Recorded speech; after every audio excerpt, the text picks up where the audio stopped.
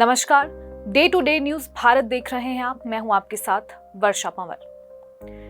दुनिया के किसी भी हिस्से में अगर युद्ध होता है तो उसका असर पूरी दुनिया में पड़ता ही है। इन दिनों इजराइल और ईरान में तनाव बढ़ गया है। दोनों देशों के बीच बीते 48 घंटे से संघर्ष जारी है। ऐसे में सवाल यह है कि आखिर अचानक से इन दोनों देशों इजराइल और ईरान में ऐसा क्या हुआ कि इन दोनों को जंग के मैदान में उतरना पड़ा।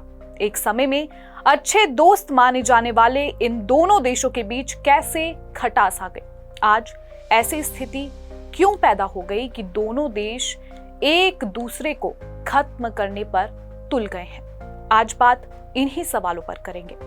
सबसे पहले जानेंगे कि आखिर ये हाल में उपजा तनाव कैसे शुरू हुआ है। तो बता दें कि इजराइल और ईरान के बीच बीते 48 घंटे से संघर्ष जारी है। इजराइल का दावा है कि उसने तेहरान में मौजूद रक्षा मंत्रालय को निशाना बनाया है। इसके अलावा तेहरान और बुशर में ऑयल डिपो और गैस रिफाइनरी समेत 150 से ज्यादा ठिकानों को हिट किया।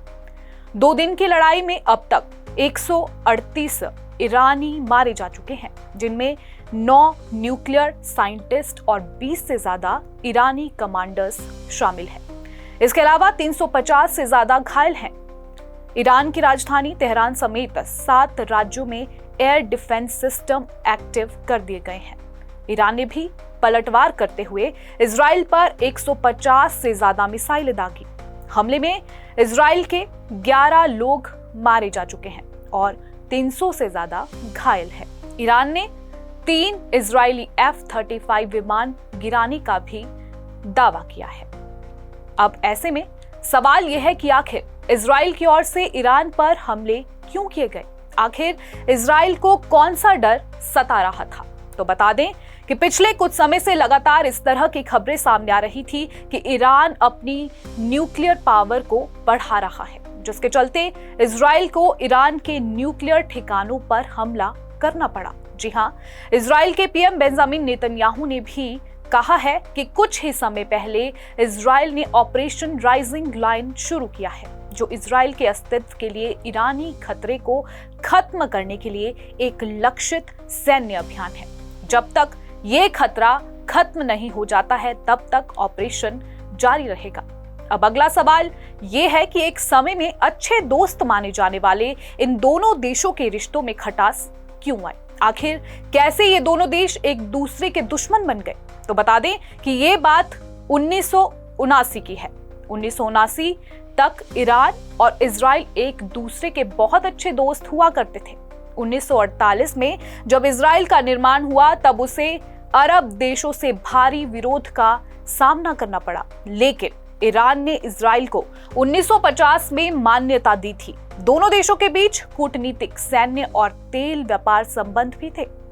1970 के दशक तक दोनों के रिश्ते मजबूत थे, लेकिन उसके बाद दोनों देशों के रिश्तों में खटास आनी शुरू हो गई। 1979 में ईरान में इस्लामिक क्रांति हुई। शाह रजा पहलवी की सत्ता आई। अयातुल्ला खुमैनी के नेतृत्व में कट्टरपंथी शिया इस्लामी गणराज्य बना।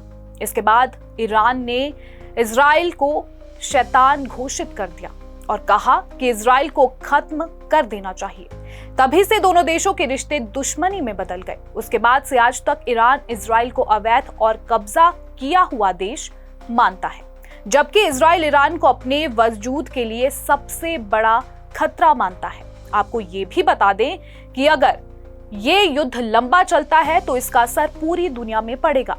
तेल और गैस की आपूर्ति पर सबसे ज्यादा असर देखने को मिलेगा और दुनिया भर में आर्थिक संकट पैदा हो सकता है। ऐसे में किसी भी देश में होने वाले युद्ध को लेकर आपकी राय क्या है, हमें कमेंट बॉक्स में जरूर बताएं। मुझे दीजिए आज्ञा। नमस्कार।